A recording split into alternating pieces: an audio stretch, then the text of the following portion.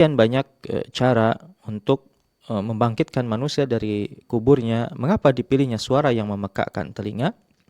Maka setidaknya ada dua alasan. Alasan yang pertama adalah karena surat ini di samping ia diturunkan untuk mengingatkan kaum kufar yang enggan mendengarkan Al-Quran tatkala mereka di dunia, maka kelak mereka akan mendengar suara yang menghilangkan pendengaran mereka. Hal ini sebagaimana yang disampaikan oleh Al-Jauhari bahwa di antara makna sakha yasukhu adalah samma yasummu, yaitu menyumbat telinga sehingga dia tidak mampu lagi mendengar suara di sekelilingnya. Sehingga surat ini berfungsi sebagai tadhkirah, ya, berfungsi sebagai tadhkirah, yaitu peringatan akan hadirnya hari kiamat. Dan ini juga berlaku kepada sahabat Abdullah bin Ummi Maktum, ya, sebagaimana disebutkan dalam ayat ke-11, kalla innaha tadhkirah. Dan jika kita merenungkan kira-kira apa kiranya peringatan yang bisa membuat orang buta itu ketakutan, maka jawabannya adalah sakhah, yaitu suara yang memekakkan telinga, suara yang tajam sehingga menembus gendang telinga. Karena tidak dipungkiri umumnya mereka yang Allah cabut nikmat penglihatannya, maka Allah berikan kelebihan dari sisi pendengarannya. Sehingga penyebutan kata sakha ini akan menguatkan keimanan Abdullah bin Ummi Maktum. Alasan yang kedua, mengapa dipilih kata sakha, yaitu suara yang memekakkan telinga? Tatkala segenap manusia dimatikan setelah tiupan yang pertama, sebagaimana disebutkan dalam suratun Nazi'at, yauma tarjufur rajifah, hari tatkala tiupan pertama ini mengguncangkan alam semesta. Maka dengan apa mereka semua dibangkitkan? Jawabannya adalah dengan suara yang menembus ke dalam kubur-kubur mereka sehingga mereka pun berhamburan keluar.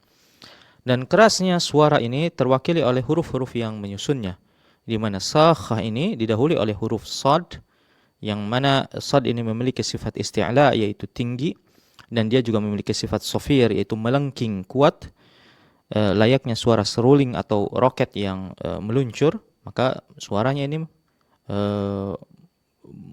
sangatlah berisik, ya, mendengung. Ya, kemudian huruf shad ini dipanjangkannya dengan alif, bahkan panjangnya ini dihukumi dengan wajib. Ya, dalam ilmu tajwid disebut dengan mad lazim, mad yang wajib dibaca panjang sebanyak 6 harokat. Maka tentu panjang ini di atas rata-rata huruf mad yang lainnya. Dan para ahli tajwid ini memberikan sifat kepada mad lazim ini dengan sifat kilmi musaqqal, yaitu terjadi dalam satu kata dan sifatnya adalah thaqil, yaitu berat. Mengapa berat? Karena huruf mad ini harus berhadapan dengan lawannya. Ya, lawan dari mad itu adalah tasydid, di mana keduanya ini memiliki sifat yang berlawanan, di mana mad ini memanjangkan, tasydid itu justru memendekkan, dia mendiamkan. Ya, layaknya mobil yang melaju begitu kencangnya, kemudian direm secara mendadak, ya, sekuat tenaga, dan akhirnya rem itu blong juga, ya, dan terjadilah dentuman di akhir, ya, artinya dentuman keras karena adanya tabrakan atau kejadian yang lainnya. Maka sama halnya dengan sakha, dipanjangkannya huruf shad, kemudian dipaksa untuk berhenti karena adanya huruf kha di hadapannya yang ditasydidkan. Kemudian pertahanan itu pun jebol, maka terjadilah seperti dentuman yang begitu kerasnya. Layaknya kita mengucapkan kata tammah, ya, itu juga sama halnya dengan sakha. Dan huruf kha ini harus beradu dengan huruf shad, ya, yang mana huruf kha ini bersifat kasar dan dia ditasydid.